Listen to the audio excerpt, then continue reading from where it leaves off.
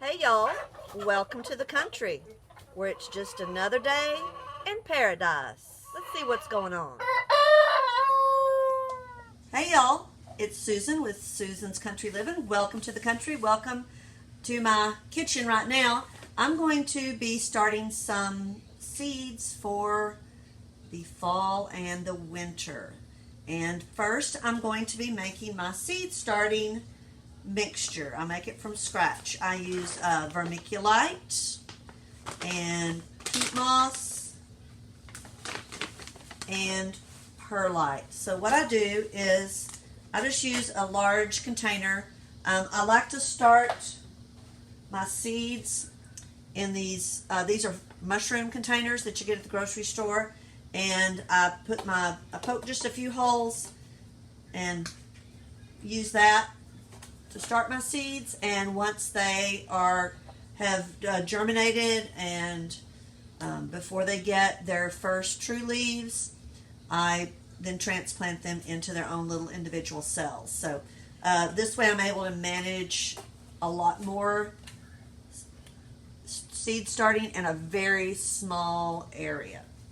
So what I have is we're just doing a 1:1:1 ratio of these 3 parts. So I've already added 2 cups of vermiculite, and now I'm going to add 2 cups of perlite. It's a very lightweight material, and you'll get a little bit of dust with it. And then some peat moss. Now my peat moss has not been dampened yet, so what I'm going to do here is I will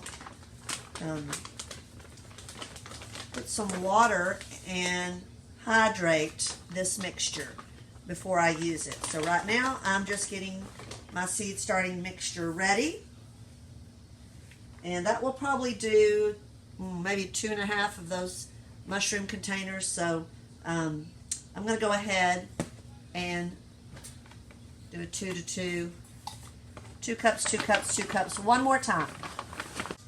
Makes up quite a bit of seed starting formula, and I like these. They have reclosable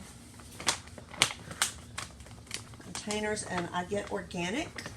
I do grow organically, so I like my seed starting mix to also be organic. Now this is just the recipe I use. There's other recipes out there. You can also create your own potting soils using these ingredients. Some people add compost to theirs, but my compost outside is not sterile, and I'm trying to create right now a sterile environment so that I don't get any kind of damping off due to fungus or any kind of bacteria. So I'm just going to take this over to the sink. I'm going to mix it up and hydrate it, put the lid on, and let it set. Then I'll come back and check it to see if I need to add more water. My seeds starting material all together, and I just took my hose there at my sink and sprinkled water all over it and mixed it up again to make sure that water was incorporated throughout the whole thing. So what I like to do is put my lid on here, and you can just give it a shake, but be sure to hold that lid down. I'm just mixing it up some more, and then I'm going to let it set and to where the peat moss is all hydrated. The peat moss does retain moisture. The perlite improves aeration in your soil and drainage so that your little seedlings don't get too wet. And this is also for moisture and drainage control, the vermiculite. So I just ordered these off Amazon. The shipping wasn't a lot because they are very light. You can also pick them up pretty much at any garden center would have these. If you're working on a large scale, I mean, I've mixed these together in a huge, trash can that I use to store my soil in, and have a lid so that it will keep it moist out in the greenhouse. So So you want a nice light seed starting soil so that your seedlings don't have to exert as much energy pushing up through hard, compacted soil.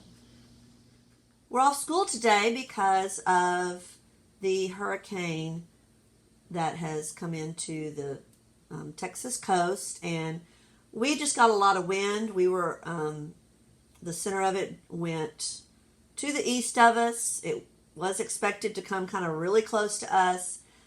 We were supposed to get a lot of flooding rain, but we didn't. Thought I'd take the opportunity to get my winter seeds started. So what I did, I had prepared my mix. I like to use these really sturdy trays. I had some from a plant stand that my mother-in-law gave me years ago, and I had just used them, and over time they start to break down being out in the greenhouse. And so I found a tray that is just the right size to fit in that plant stand. I poked, 4 or 5 holes in the bottom. I'm really not going to have to water these a lot because they're not going to stay in this container very long. So I'm going to fill it about that full. And I've been going through my seeds. I'm a seed hoarder. I use my food saver to put them in bags and shrink wrap them to get all the air out, and they last a lot longer. The seeds will be good for a lot longer when you do that. I've kept them in the freezer before, and that also works good. We're going to be planting golden acre cabbage. I got this from my little seed shop. And golden acre cabbage is just your, just a standard cabbage. It's not real big, maybe 6 to 7 inches across. They do well when they can be planted closer together. You can eat these fresh. You can cook them. You can make sauerkraut with them. They're just a good standard cabbage. And with cabbage seeds, you plant them 1/4 inch deep. So what I'm doing, I'm just going to scatter these over the surface of my soil. My soil's damp now, but you can't wring water out of it. And after I do plant these, I give them a little squirt on top. I use a squirt bottle normally just to keep that surface moist so that germination can take place. So a lot of times I'll pour my seeds in this little container if I'm planting in little bitty cells that I'm going to start my seeds in, and then I use some forceps to plant them with, to be a little more exact. But these I'm just going to scatter on top, because in a few days before they get their first true leaves, I'll take a popsicle stick and we'll go down and lift them out and put them in their own individual little planting cells, and to get them going. And once they get a lot of their true leaves, then we'll take them outside to harden them off. It's going to be warmer, so they need to get used to that, and then put them in the garden. So, you can use your fingers to sprinkle. You can sprinkle from the package. I'm going to pour mine in that little container. And, I'm not going to plant a ton of cabbage because it's just the two of us. I did come across it's a canned coleslaw where or kind of like a pickled cabbage probably. And I'm just going to sprinkle these on top. If I do have some, I'll take them to the farmer's market, take them to work. There's people at work that will take cabbage. We just put them on the table in the teacher's lounge, and whatever's on the table is free for the taking. It's kind of our rule at school. And people that don't have gardens are real appreciative to get some free organically grown produce. And they say, well, we'll pay you for it. I'm like, that's okay. I take them you know, people at church, where we go to church, they enjoy fresh produce. Most of them live in the city and they don't have gardens. There's a few that do have a little bit in their backyards. They grow in vertical towers and things like that. Okay, so I have spread these across. I have no idea how many I planted, but I still have a lot left in this little package. This package was probably 50 to 75 cents is what I paid. So what I'm going to do, I'm going to kind of firm them down just by pressing the back of my hand here. And then I want to plant them 1/4 inch deep. That is not very deep. So I'm just going to kind of sprinkle on top here